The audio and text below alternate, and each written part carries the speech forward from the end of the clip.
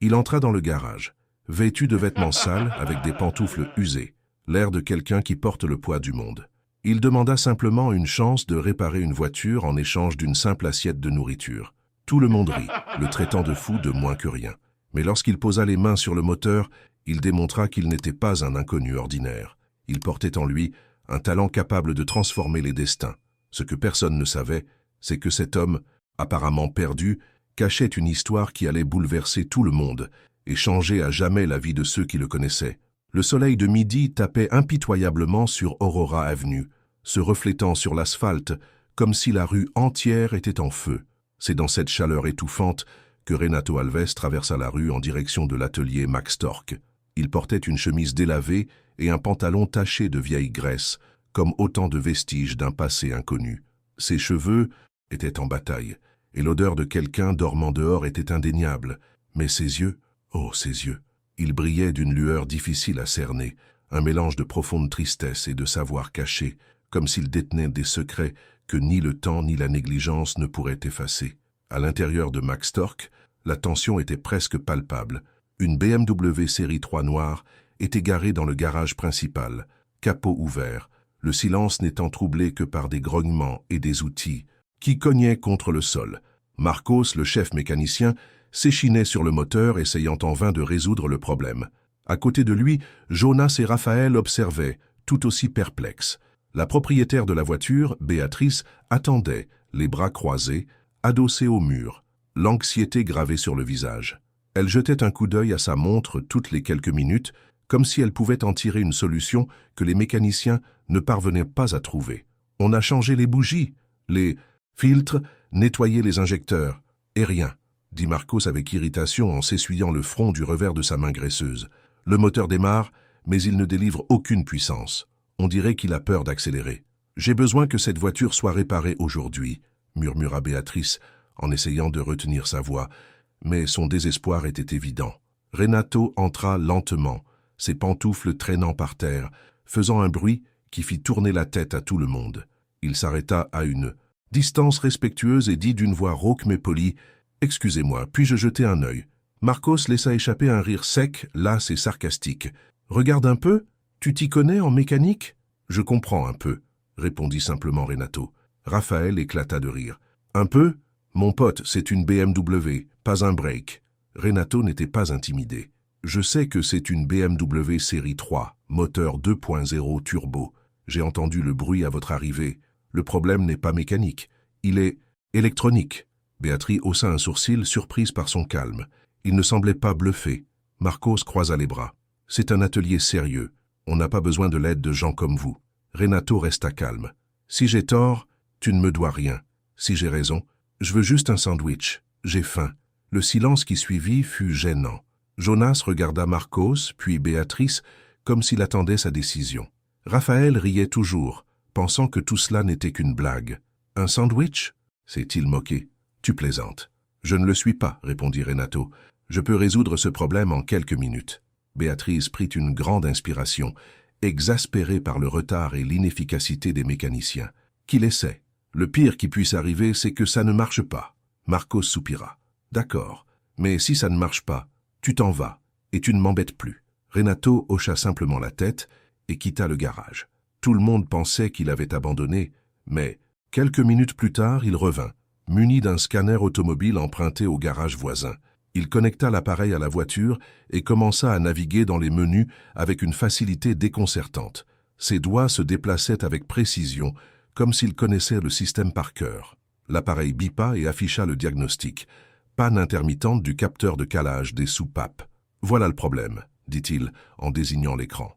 Le capteur envoie un mauvais signal et l'unité de contrôle coupe l'alimentation par mesure de sécurité. Marcos fronça les sourcils. « Comment le savais-tu » ? « Par le bruit. C'est un bruit spécifique lorsque le capteur tombe en panne. » Renato a réinitialisé les paramètres, calibré le capteur et a demandé « Vous pouvez l'allumer ?» Marcos tourna la clé. Le moteur réagit avec souplesse, régularité, comme s'il renaissait.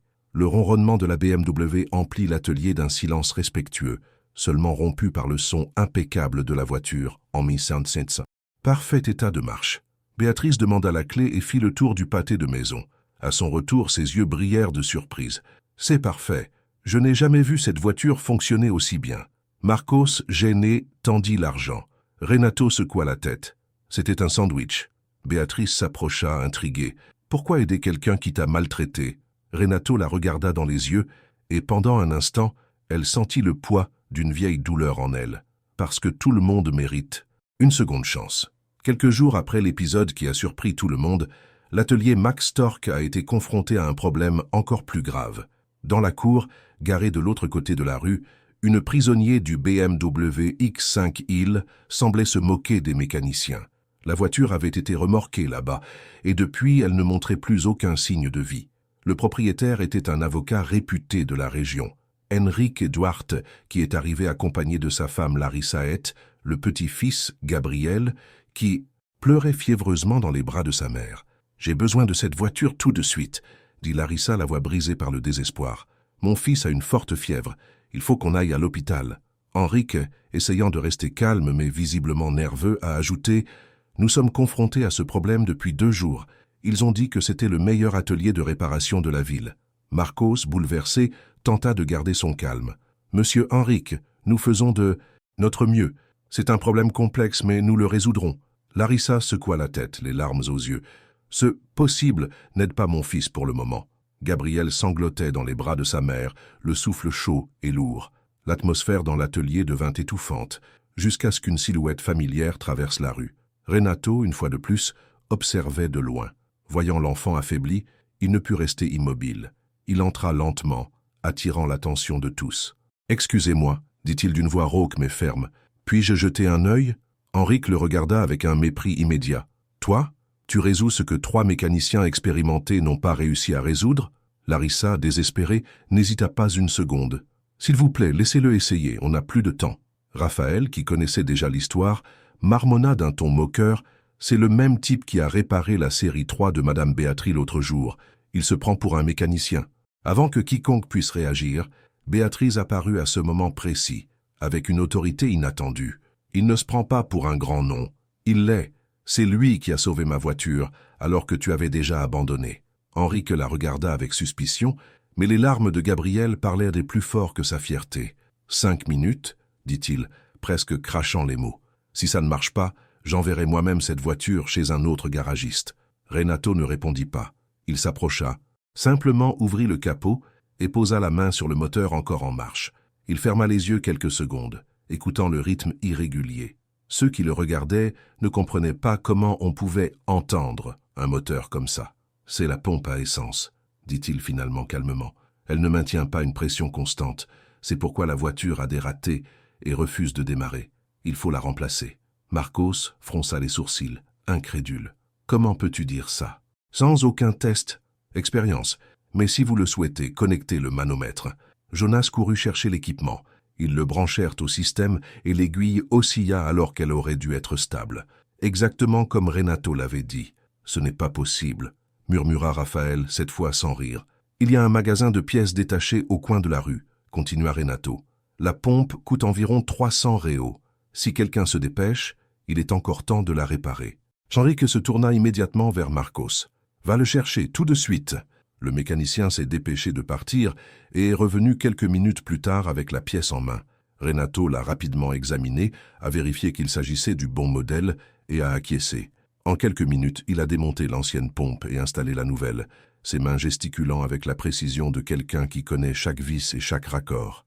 Le silence régnait dans l'atelier, chacun observant ses moindres faits et gestes. « Voilà !»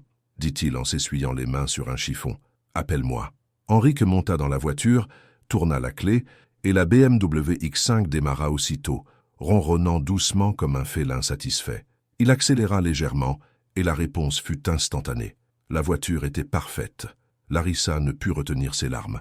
Elle serra Gabriel fort dans ses bras et regarda Renato. « Merci. Tu n'imagines pas à quel point ça compte. » Henrique sortit de la voiture, encore incrédule, face à ce qu'il venait de voir. « Combien ça coûte ?» demanda-t-il, sortant déjà son portefeuille. Renato leva la main en signe de refus. « Rien. Je voulais juste aider. » Henrik a insisté. « Ça n'existe pas. Vous venez de sauver mon fils. » Renato regarda Gabriel qui souriait maintenant soulagé, même s'il transpirait à cause de la fièvre. « J'ai déjà reçu mon paiement. Béatrice observait la scène, les larmes aux yeux. C'était comme voir une légende cachée révélée au grand jour.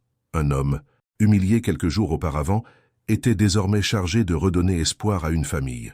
Enrique, toujours déconcerté, sortit une carte de visite de sa poche et la tendit à Renato. « Je m'appelle Enrique Duarte.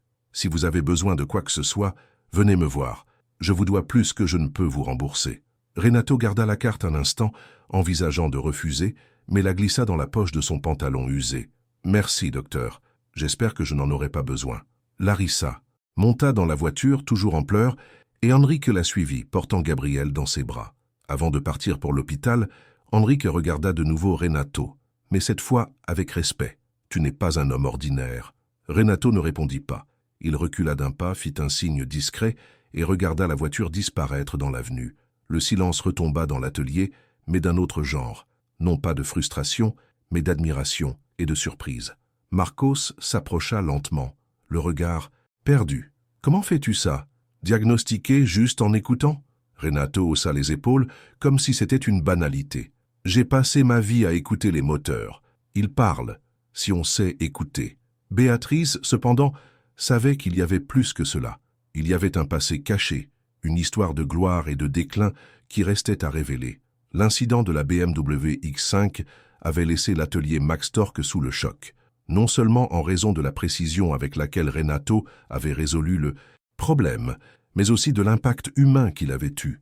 Personne ne pouvait oublier la vue du garçon fiévreux, l'angoisse de la mère, le désespoir de l'avocat et la façon presque magique dont un homme apparemment démuni avait redonné espoir en quelques minutes.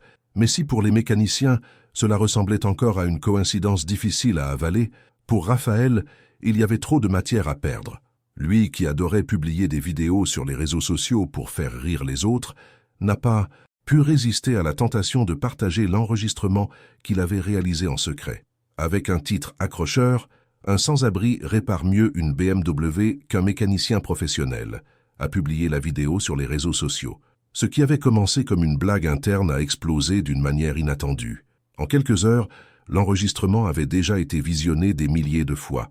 Dans les commentaires, certains se moquaient de la situation, mais beaucoup étaient intrigués par les connaissances techniques de Renato. « Ce type n'est pas qu'un mendiant », a écrit un utilisateur. « Regardez comment il utilise le scanner, comme il comprend le moteur.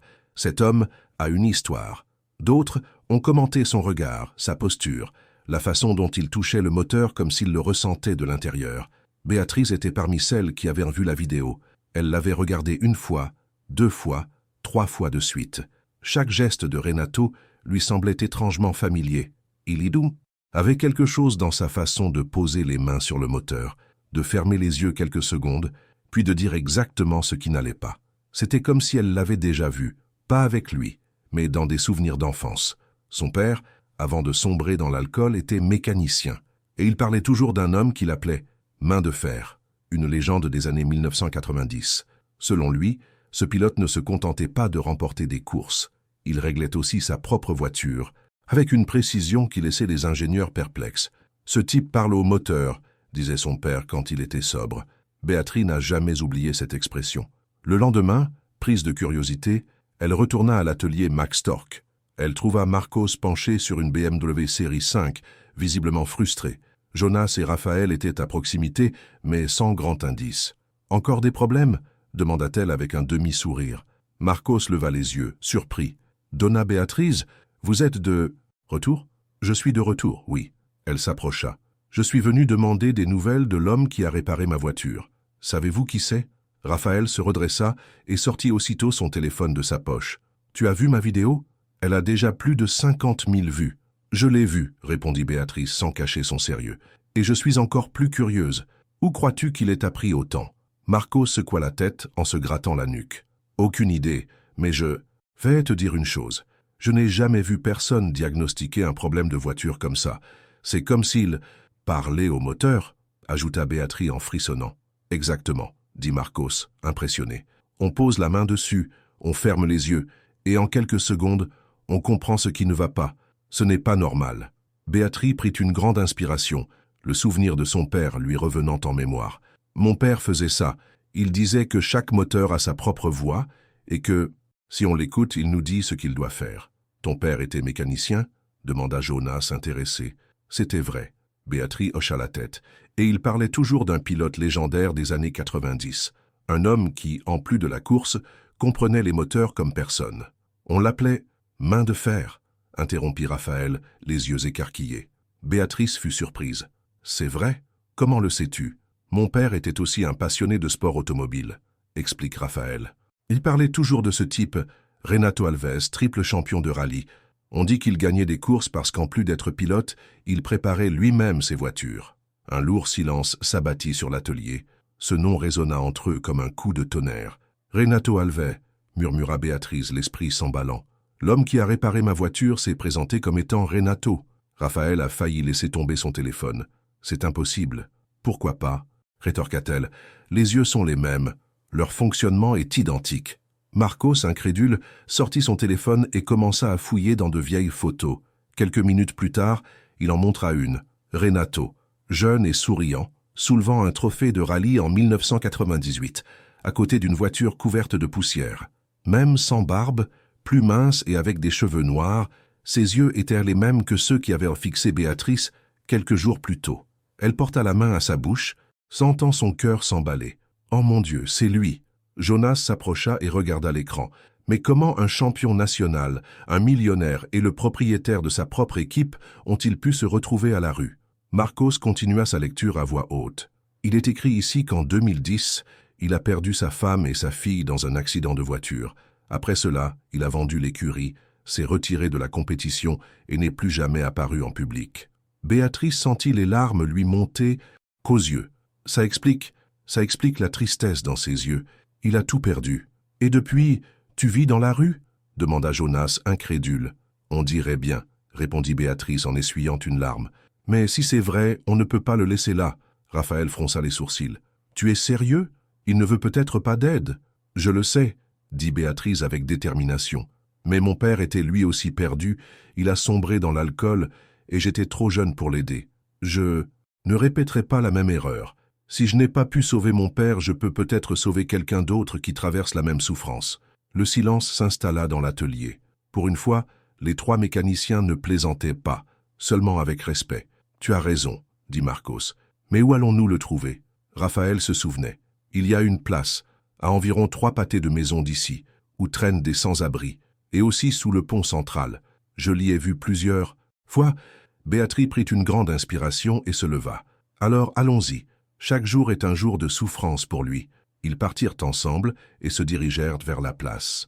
Le soleil commençait déjà à se coucher et quelques sans-abri étaient dispersés sur les bancs, profitant de l'ombre des arbres. Béatrice s'approcha d'un homme âgé et lui demanda « Connaissez-vous un homme nommé Renato?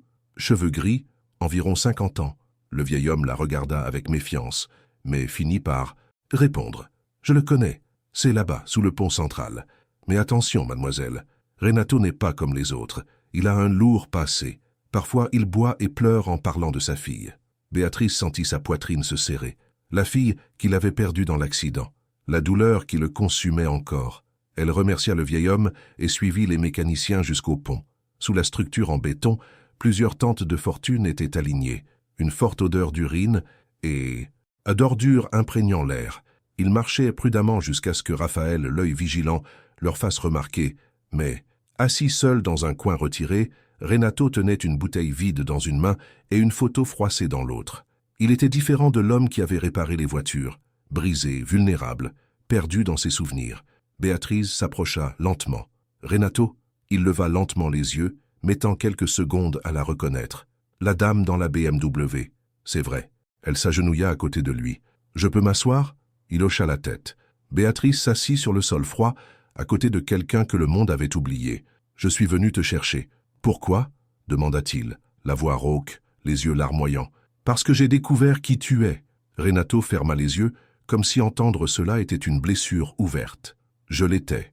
Aujourd'hui, je ne suis personne. »« Oui, c'est toi, » insista Béatrice. « Tu es Renato Alves, les mains de fer. » Le silence qui suivit fut si pesant que même le bruit lointain de la ville sembla s'être tu. Il prit une profonde inspiration et répondit « Je suis parti, il y a longtemps. » Béatrice lui toucha légèrement le bras. « Et ça pourrait se reproduire. » Il rit amèrement, sans humour. « Pas après ce qui s'est passé. pas après avoir perdu tout ce qui comptait. Elle ne put retenir ses larmes. Je sais ce que c'est que de perdre quelqu'un. J'ai perdu mon père à cause de l'alcool quand j'étais adolescente. Et chaque jour, je me demande si j'aurais pu faire quelque chose. Je ne veux pas répéter cette erreur. Renato la regarda de plus près et, pour la première fois, une lueur d'humanité brilla dans ses yeux. « Pourquoi tu te soucies de moi ? Parce que quand je te regarde, je vois mon père. Je vois un homme bon perdu dans la douleur, mais toujours capable de se relever. Et parce que je crois que tu mérites une seconde chance. » Marcos, Jonas et Raphaël s'approchèrent, observant en silence. Béatrice poursuivit. « Nous voulons vous offrir un emploi au magasin, un nouveau départ, un salaire, de la dignité. Et je peux vous aider dans votre traitement, si vous acceptez. » Renato regarda la photo de sa fille, qu'il tenait encore. Des larmes coulaient sur son visage. Elle disait toujours que je pouvais réparer tout ce qui était cassé. Il est peut-être temps d'essayer de me réparer moi-même. Et à ce moment-là, pour la première fois depuis de nombreuses années, il sourit. Les jours suivants furent différents pour tout le monde chez Max Torque. Dès qu'ils acceptèrent de tendre la main à Renato, quelque chose changea dans l'atelier. Il y régnait un mélange de curiosité, de respect et même de méfiance, mais aussi une certaine fierté d'avoir ramené à la vie un homme que le monde avait oublié. Béatrice tint sa promesse et paya l'entrée de Renato en cure de désintoxication. Il résista d'abord, mais savait qu'il devait affronter son combat intérieur contre l'alcool, aussi dévastateur qu'une panne de moteur. Les premiers jours furent brutaux, sueur froide, tremblements, souvenirs douloureux de sa femme et de sa fille, cauchemars qui le réveillaient en hurlant. Mais petit à petit, il retrouva la force qu'il pensait avoir perdue. Ce ne fut ni rapide ni facile. Chaque séance, chaque conversation avec le psychiatre était comme le démontage d'une pièce rouillée qui ne cédait pas facilement, mais qu'il fallait retirer pour que tout fonctionne à nouveau. Pendant ce temps, dans l'atelier, les garçons essayèrent de continuer à avancer, mais l'œil clinique dont Renato avait fait preuve leur manquait déjà. Marcos, bien que fier, n'avait pas honte d'admettre qu'il y avait des problèmes qu'il n'aurait jamais résolus sans l'aide de l'ancien chauffeur.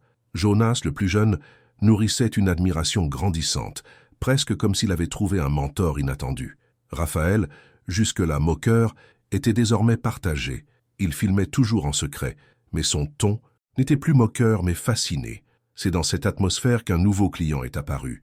Un homme élégant, vêtu d'un costume impeccable et de chaussures cirées, est entré chez Max Torque d'un pas assuré. Il s'appelait Marcelo Antunes, un homme d'affaires renommé de la ville. Derrière lui, un BMW M4 bleu, brillant, semblait aussi imposant que le propriétaire lui-même. « J'ai besoin que cette voiture soit parfaite aujourd'hui », dit Marcelo d'une voix lourde d'autorité. « J'ai une réunion avec des investisseurs internationaux. Si je rate cette présentation, je risque de perdre 50 millions de réaux. » Marcos essaya d'avoir l'air confiant. « Bien sûr, monsieur Marcelo. Que se passe-t-il exactement avec la voiture ? Le moteur est en panne. Je l'ai amené chez d'autres garagistes, mais personne ne l'a réparé. Ils ont dit que c'était peut-être un problème d'usine, mais je n'accepte aucune excuse. Cette voiture doit être remise en état d'ici quelques heures. » Le silence s'abattit sur l'atelier. La pression exercée par Marcelo était inhabituelle. Marcos et Jonas échangèrent des regards incertains. Raphaël, son téléphone portable discrètement pointé, filmait déjà la scène. C'est alors que Renato, qui était passé chez Max Torque pour faire le point sur son traitement, franchit la porte. Il portait des vêtements simples mais propres, fournis par Béatrice. L'atmosphère s'est arrêtée un instant. « Encore toi ?» demanda Marcelo en le toisant d'un ton méprisant. « Ne me dis pas que c'est ce type qui va s'en prendre à ma BMW à 2 millions de dollars. » Marcos tenta d'intervenir. « Monsieur Marcelo, je vous garantis qu'il sait ce qu'il fait. »« Vous savez » rit l'homme d'affaires d'un ton sarcastique. « Regardez-le. Il a dû quitter la rue hier. Je vais confier ma voiture à un alcoolique en voie de guérison ?» Renato prit une grande inspiration, gardant son calme. « Tu as raison d'être méfiant. J'étais dans la rue jusqu'à récemment. Mais je sais aussi que... Le problème avec ta voiture, ce sont les injecteurs. L'un d'eux doit être partiellement bouché. » Marcelo resta immobile, le regardant avec incrédulité. « Comment peux-tu savoir ça sans même ouvrir le moteur ? À cause du bruit. Quand tu as essayé de le démarrer il y a quelque temps, le mélange air-carburant n'était pas homogène. C'est un bruit caractéristique. » Marcos déglutit difficilement. « Il a raison. On a tout essayé, sauf les buses. » L'homme d'affaires, encore hésitant, regarda sa montre. Il lui restait un peu plus d'1 heure avant sa présentation. S'il appelait un taxi ou un service de VTC, il serait en retard. S'il risquait d'y laisser sa voiture, il risquait de perdre le contrat. Béatrice, qui venait d'arriver, intervint. « Monsieur Marcelo, je suis Béatrice Fernandez, de l'agence immobilière Fernandez.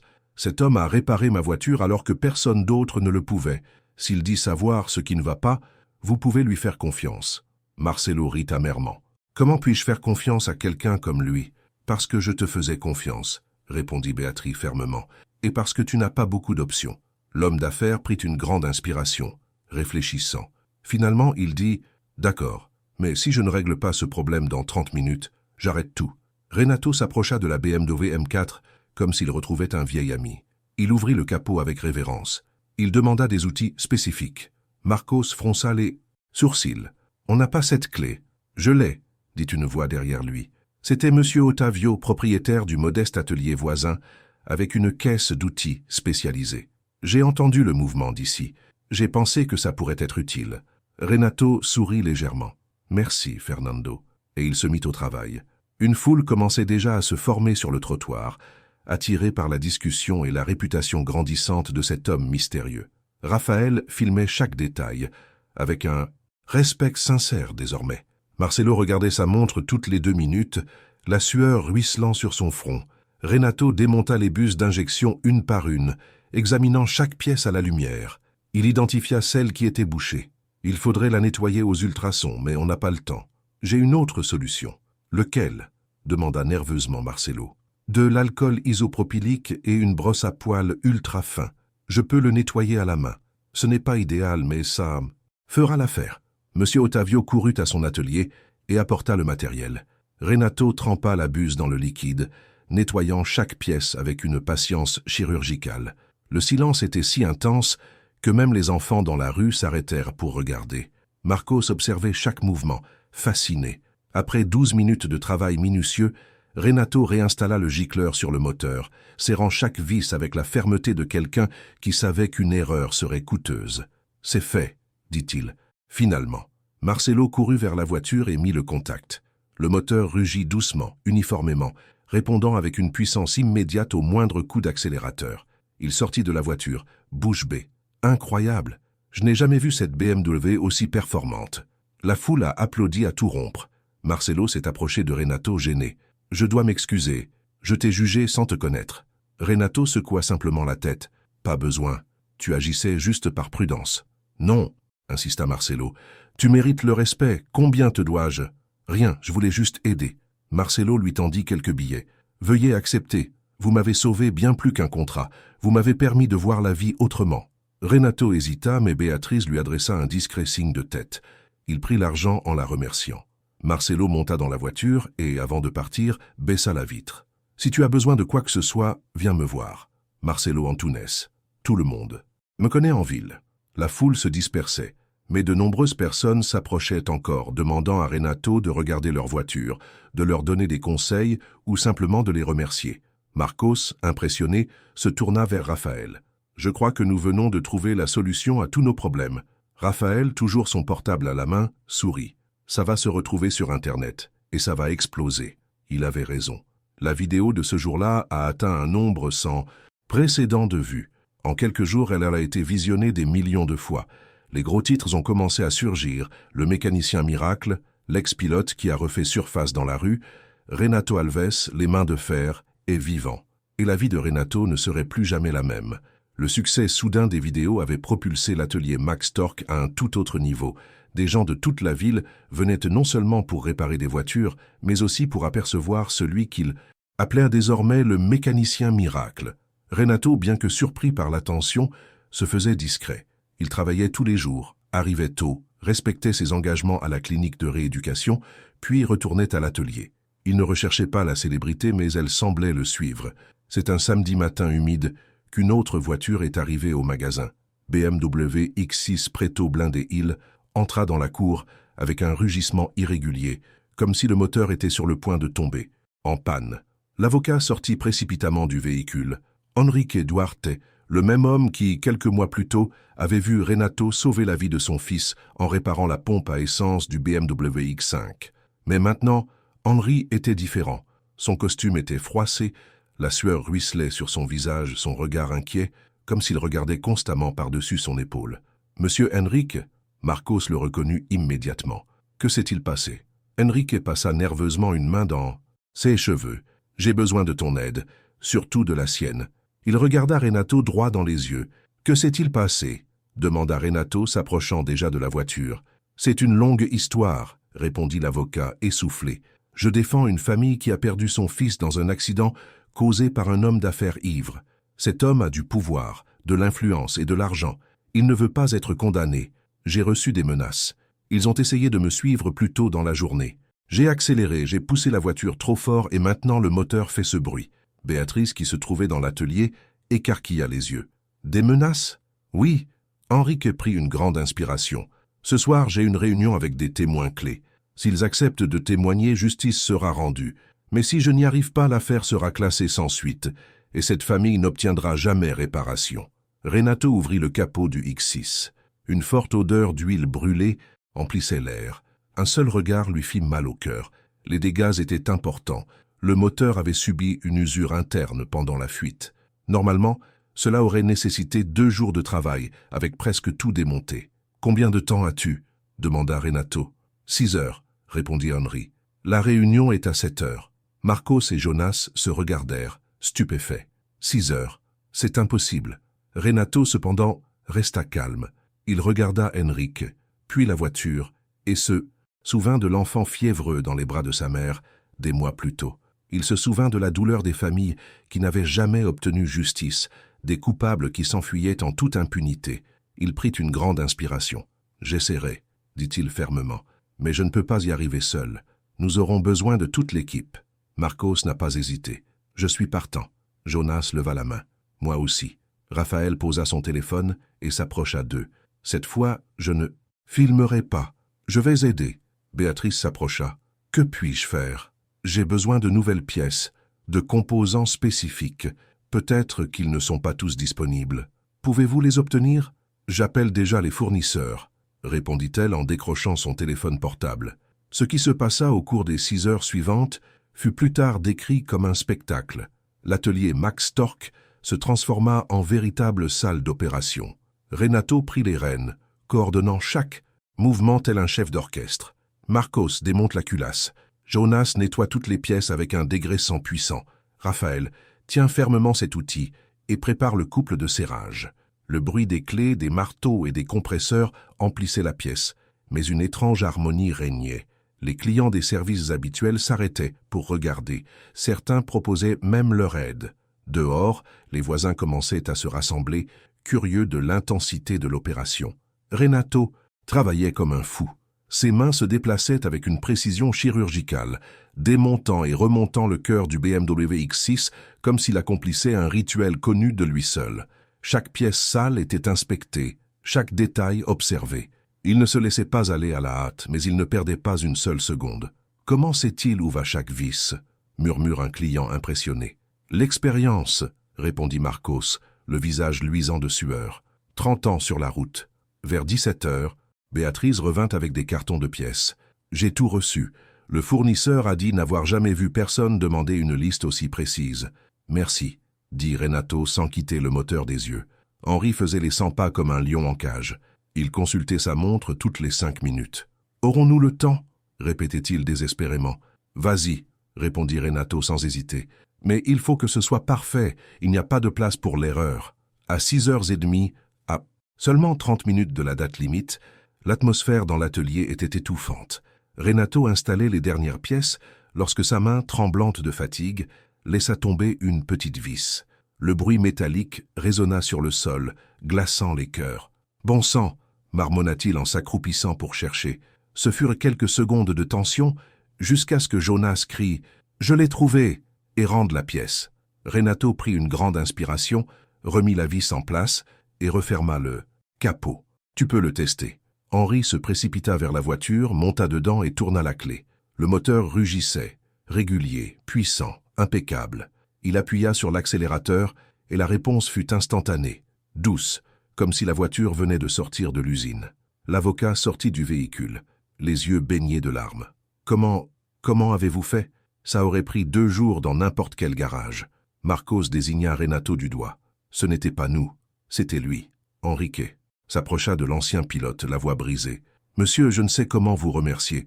Vous avez peut-être contribué à rendre justice à toute une famille. » Renato s'essuya les mains, épuisé mais calme. « J'ai juste fait mon travail. » « Non. » Henrik secoua la tête. « Vous avez accompli un miracle. » Il monta dans sa voiture et partit à toute vitesse, se dirigeant vers la réunion qui pourrait changer le destin de nombreuses personnes. Dans l'atelier, le silence régnait, celui de quelqu'un qui avait assisté à une chose impossible. Marco secoua la tête incrédule. 6 heures. On a fait en 6 heures ce qui aurait pris 2 jours. Raphaël, qui n'a pas pu résister à l'envie de filmer à nouveau une partie de la scène, a montré les chiffres sur son téléphone. La vidéo de la BMW M4 a déjà dépassé le 1 million de vues. Et regardez ses commentaires, a-t-il lu à voix haute.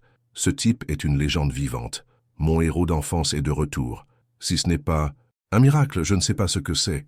Béatrice observait Renato assis sur une chaise, les yeux fixés sur ses mains. « Comment te sens-tu » demanda-t-elle. Il prit une grande inspiration, fatigué, mais pour la première fois depuis longtemps, utile. Elle sourit tendrement. « Tu as toujours été serviable.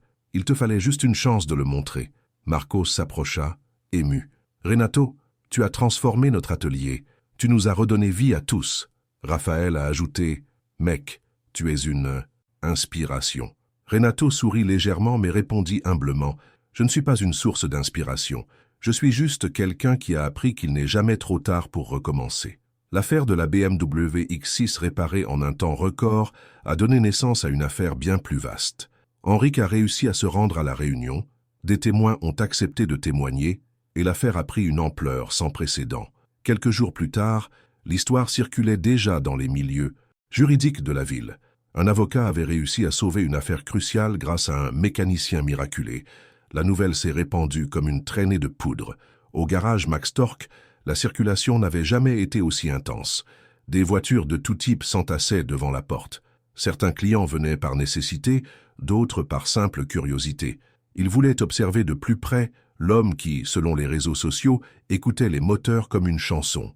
Renato, lui, gardait un profil bas. Il arrivait tôt, portait la simple salopette que Béatrice lui avait offerte et travaillait comme tout le monde. Mais les regards, les enregistrements de téléphone portable, les questions incessantes le mettaient mal à l'aise. Il n'avait jamais aimé être sous les feux des projecteurs. La dernière fois qu'il avait été sous les feux des projecteurs, c'était pendant la saison des courses, et le prix que cela lui avait coûté était encore gravé dans sa mémoire. Raphaël, lui, ne se lassait jamais d'alimenter le réseau. Ses vidéos cumulaient déjà des millions de vues. À chaque publication, de nouveaux commentaires apparaissaient. Ce type n'a pas disparu. Il est de retour. Impossible de diagnostiquer un moteur pareil sans être un génie. Je suis sûr que c'est Renato Alves, les Iron Hands des années 90. Et c'est précisément ce flot de commentaires qui a retenu l'attention de la presse. Un mardi après-midi, Marcos était en train de régler un pick-up lorsqu'il entendit des klaxons retentir dans la rue. Il jeta un coup d'œil par la fenêtre et faillit laisser tomber la clé. 3 fourgons de presse étaient garés devant Max Torque. En quelques secondes, des journalistes, équipés de micros et de caméras, sortirent précipitamment. « Renato !» s'écria Marcos affligé. « Je crois qu'on a un problème. » Renato, penché sur le moteur d'une berline, leva les yeux avec lassitude. Il vit des journalistes s'approcher, micro levé, et sentit son cœur s'emballer. Son sang se glaça dans ses veines. « Que veulent-ils ici ?» murmura-t-il, anticipant déjà le pire. Raphaël s'est précipité par la porte latérale, téléphone portable à la main. « Mec, ça a vraiment explosé. Quelqu'un a fait le lien. Ils ont découvert qui tu étais vraiment. C'est partout dans les journaux. Renato Alves, alias Iron Hands, est vivant et travaille comme mécanicien à São Paulo. » Il a affiché le titre sur son téléphone portable. Sous la vieille photo du triple champion de rallye se trouvait une capture d'écran d'une de ses vidéos dans l'atelier. Renato porta la main à son visage, respirant bruyamment.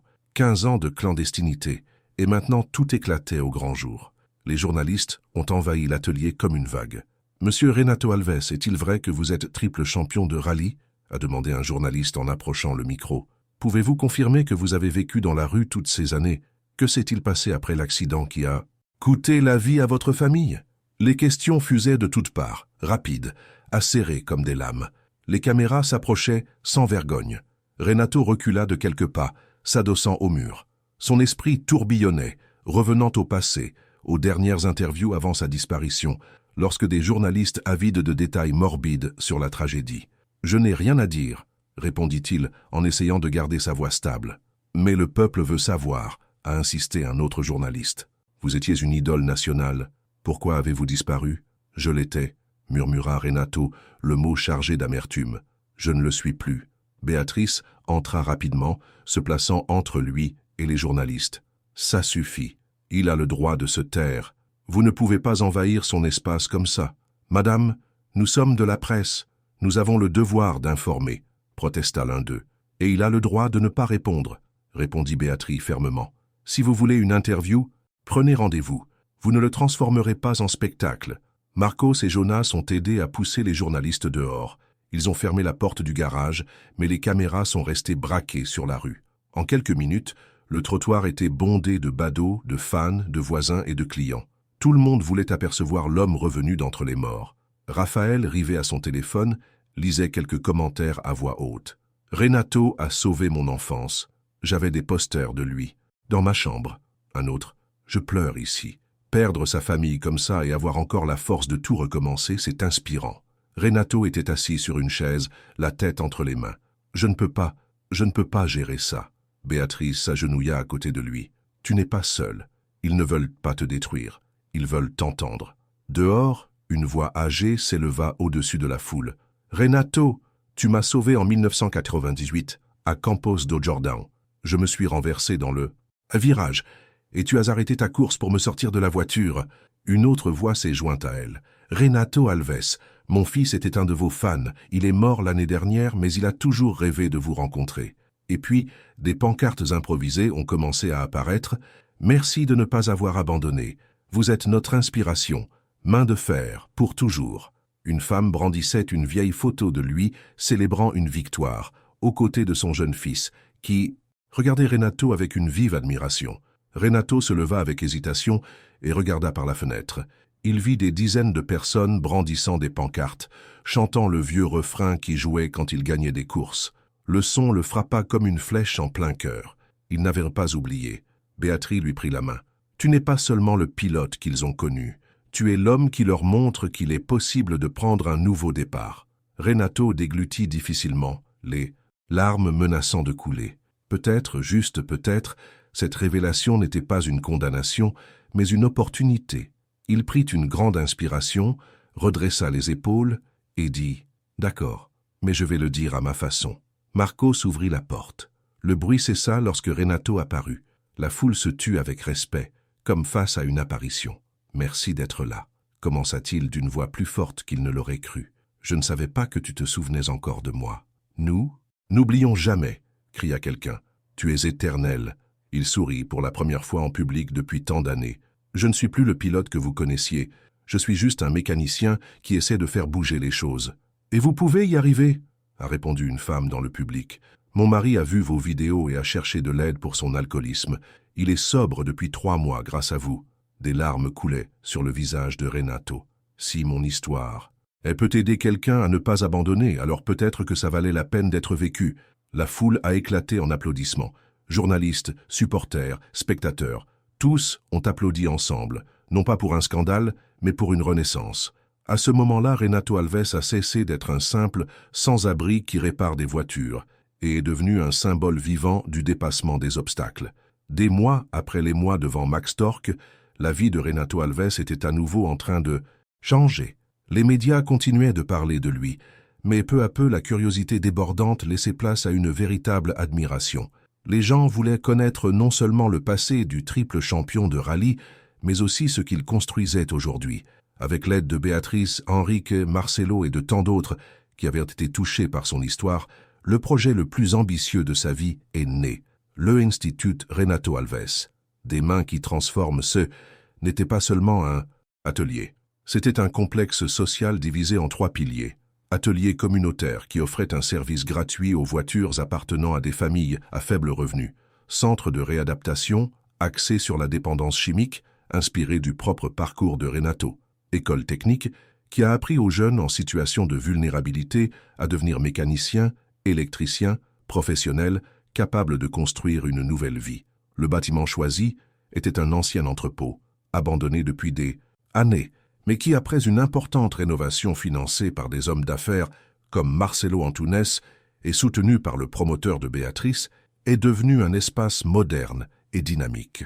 Le jour de l'ouverture, le soleil illuminait le panneau doré à l'entrée. Institut Renato Alves, des mains qui transforment. Des centaines de personnes se sont rassemblées à la porte, d'anciens sans-abri ayant trouvé du travail grâce au projet, des familles déjà aidées, des jeunes impatients d'intégrer la première promotion de l'école technique, des fonctionnaires, des entrepreneurs, des journalistes et surtout des citoyens ordinaires touchés par l'histoire de l'homme qui renaît. Renato se tenait devant l'entrée, vêtu d'une nouvelle combinaison, le cœur lourd. À ses côtés, Béatrice portait un bouquet de fleurs blanches, les mêmes qu'il apportait toujours sur la tombe de sa fille. « Comment te sens-tu » demanda-t-elle excitée. Renato prit une profonde inspiration, comme si elle était là, avec moi, à voir tout ça. À l'intérieur, Marcos, Jonas et Raphaël, désormais officiellement membres de l'équipe de l'Institut, ont réglé les derniers détails. Raphaël, qui se contentait auparavant de filmer pour le plaisir, était désormais chargé d'enregistrer officiellement toutes les histoires de transformation et de les partager sur les réseaux sociaux du projet. Jonas a aidé à coordonner l'école technique, tandis que Marcos était le bras droit de Renato à l'atelier. À 10 heures précises, la porte s'ouvrit. La foule afflua, remplissant l'espace. Dans l'auditorium improvisé, des chaises étaient alignées devant une simple scène équipée d'un micro. Le maire et d'autres responsables étaient présents, mais une seule personne occupait le centre de l'attention, Renato. Le maire a pris la parole le premier, vantant les mérites du projet. Mais lorsqu'il a appelé Renato sur scène, le silence s'est installé. Il grimpa lentement, sentant chaque marche comme chargée de décennies de douleur et d'espoir.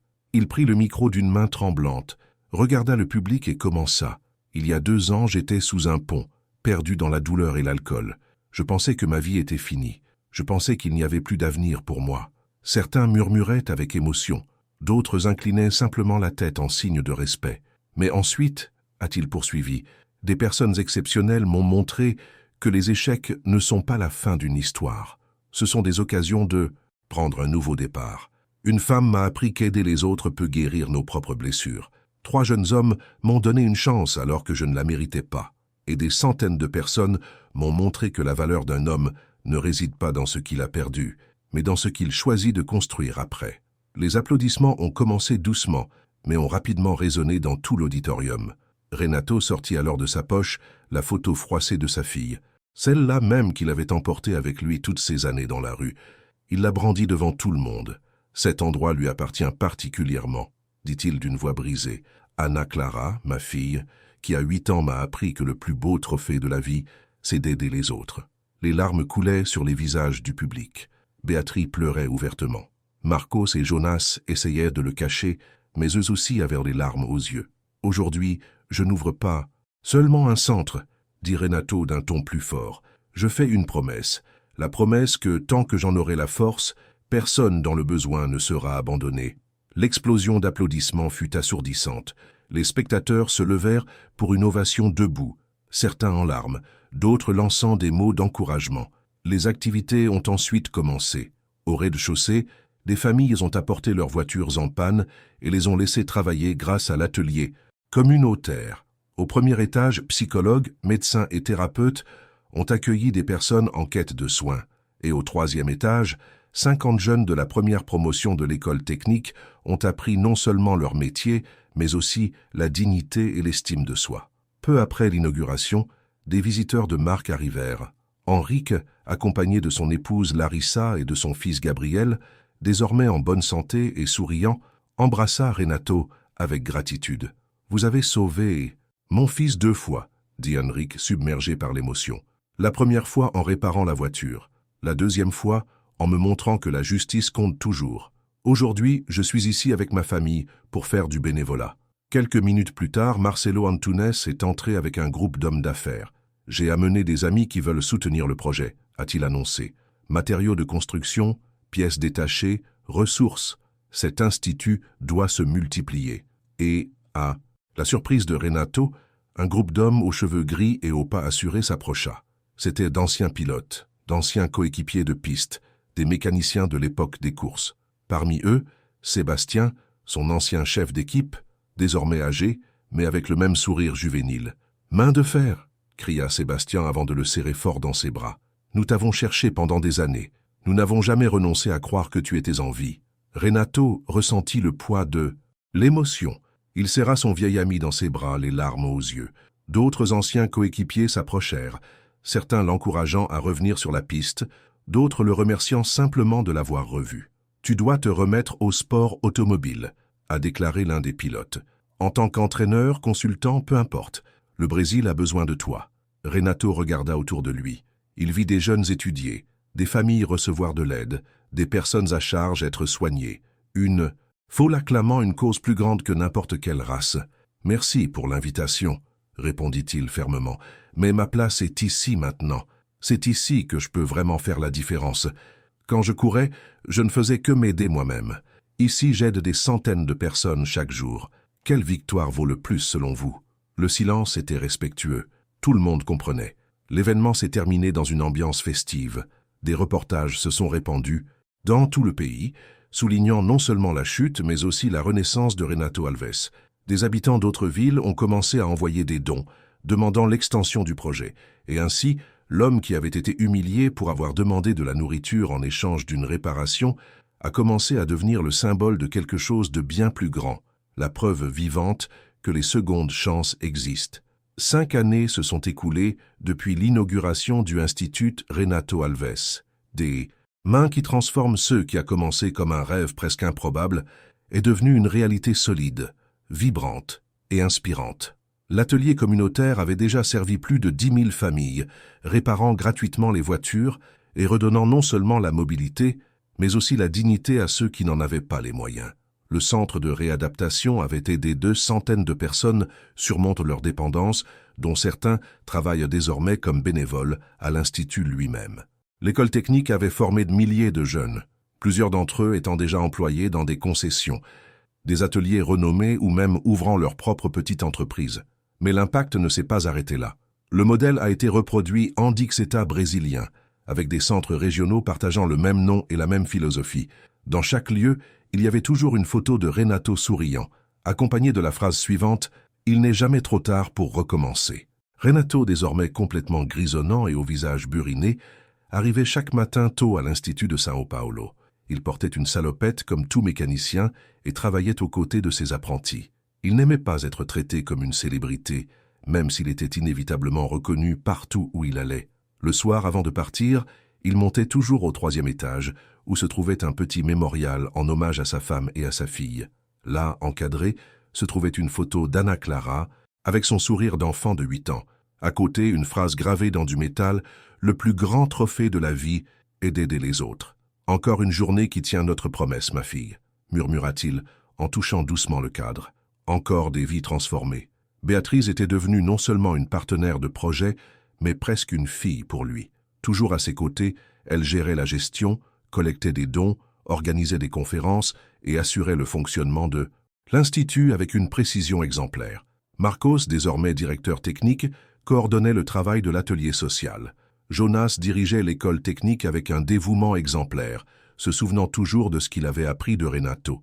Et Raphaël, l'ancien farceur, était devenu responsable des réseaux sociaux documentant chaque histoire de dépassement de l'adversité.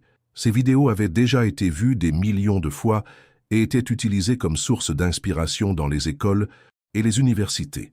Enrique l'avocat continuait de fréquenter l'Institut avec sa femme, Larissa, et son fils Gabriel. Il donnait souvent des conférences aux jeunes sur la justice et la responsabilité.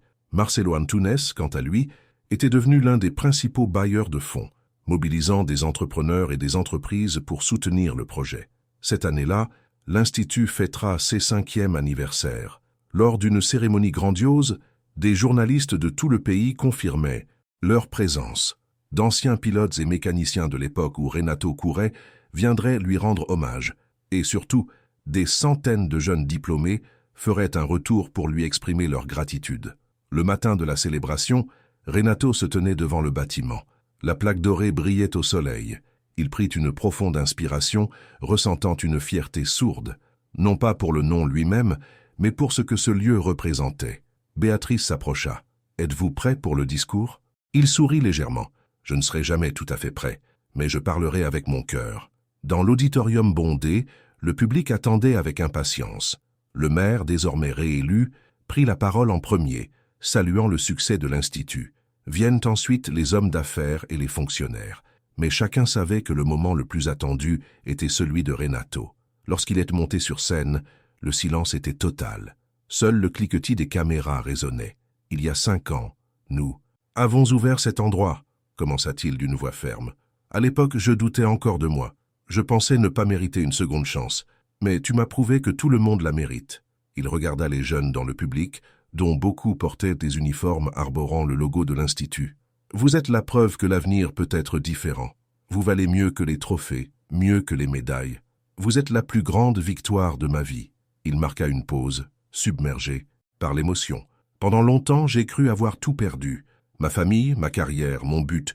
Mais aujourd'hui, je comprends que tout cela n'a pas été vain. La douleur que j'ai endurée m'a amené ici. Alors je peux partager avec vous ce qui compte vraiment, la certitude qu'il n'est jamais trop tard pour prendre un nouveau départ. » Des larmes coulaient sur le visage de Béatrice. Marcos, Jonas et Raphaël s'étreignirent discrètement, fiers du professeur qu'ils avaient rencontré presque par hasard. Renato a ensuite sorti une photo de sa fille de sa poche et l'a montrée au public. « Voici Anna Clara. Elle n'avait que 8 ans lorsqu'elle est décédée. C'est elle qui m'a appris qu'aider les autres est le plus beau des trophées. Cet institut est autant le sien que le mien, et c'est grâce à elle que je continue. » Des applaudissements retentirent, mais il leva la main pour demander le silence. « Je ne suis pas ici pour être célébré. Je suis ici pour rappeler à tous que, même au plus bas, on peut toujours se relever. Et quand on décide de prendre un nouveau départ en aidant les autres, on trouve quelque chose de plus grand que la gloire, que l'argent, que n'importe quelle victoire. On trouve un but. On trouve la paix. » Le public s'est levé et a fait une ovation debout. Les gens ont pleuré, crié des encouragements et chanté le refrain de leur course. Renato a souri, ému mais serein. Dehors, l'Institut grouillait d'activité. Les jeunes apprenaient, les familles recevaient du soutien, les personnes en cure faisaient leurs premiers pas vers la sobriété. Renato longeait le balcon du 3e étage, s'imprégnant de la scène. Sa poitrine se serrait, mais pas de douleur. C'était de la fierté. Béatrice apparut à ses côtés. « Tu l'as fait, Renato? Tu as réalisé un rêve impossible. » Il secoua la tête. « On l'a fait.